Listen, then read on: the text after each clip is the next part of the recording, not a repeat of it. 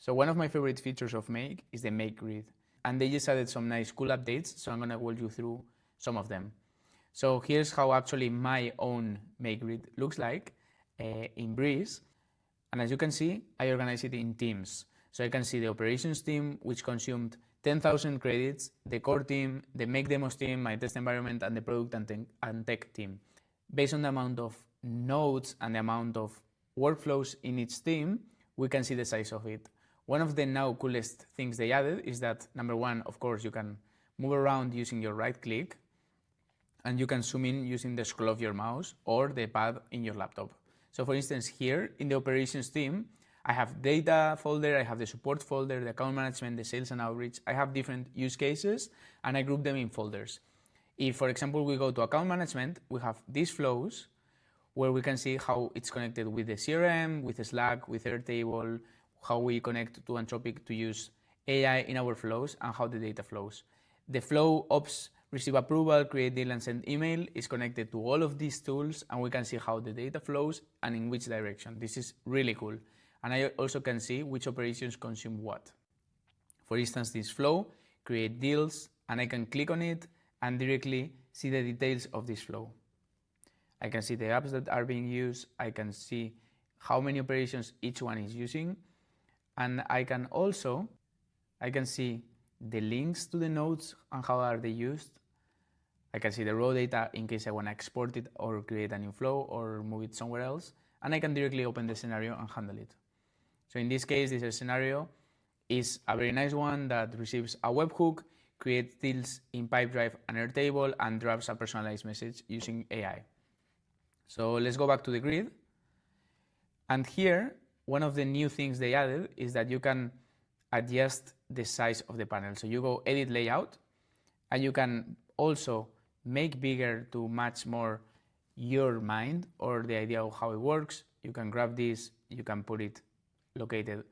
Okay, you cannot put it inside, but you can move it around. So let's say I wanna structure it like this is the biggest, super nice dynamic movement. You can just scroll around.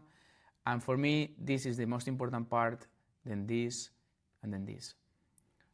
These ones I don't really mind, so they can just float around here, and I'm gonna stop editing. Perfect.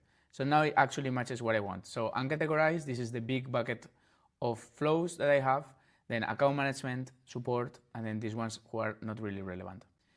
Another really cool thing of the Make Grid is that you can quickly see which flows need your attention. So this one was deactivated, this one has unresolved executions, and this one, for instance, I need to update the connection. So I can go directly here. As we can see, it's being used in the Make Demos, in the MCP challenge, and is uncategorized, and I'm using this. What is the issue? That this device is missing or I need to update it. So I can literally go to the setup to that connection and update it myself. So this way, I can manage all of the issues across my whole organization super easily. Now it doesn't really look as clean as I would like it, so I'm gonna reorganize the layout again. So I want this to be here, this to be here, and maybe this here. Cool. I really like that it also gives you this grid, and in case I wanted to make it longer, I don't really understand the use of this, but I guess that, yeah. Oh, wow. I can also move the nodes as I want. Okay. Okay.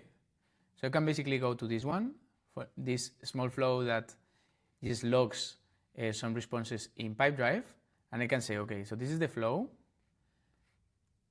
and this is the order of things, right? So this looks more like the flow,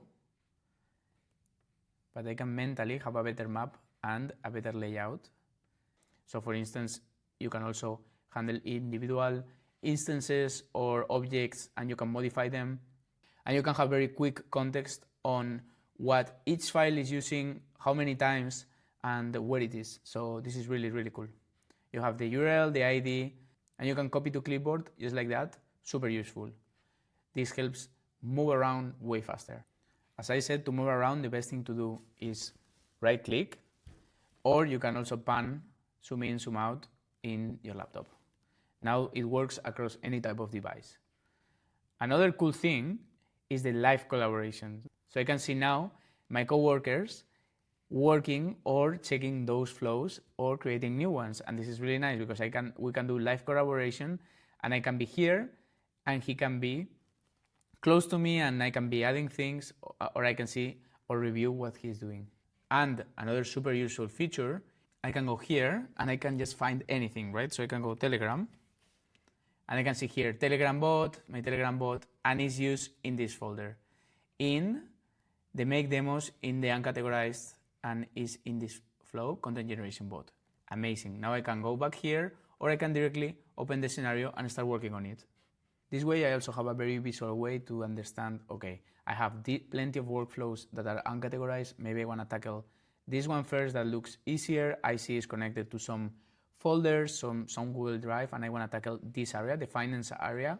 I remember this feature has been on beta for some time, and I see now way smoother navigation.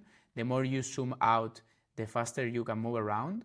And as your organization grows, it's also great because you can overview everything. 10 out of 10 make. I really like this one.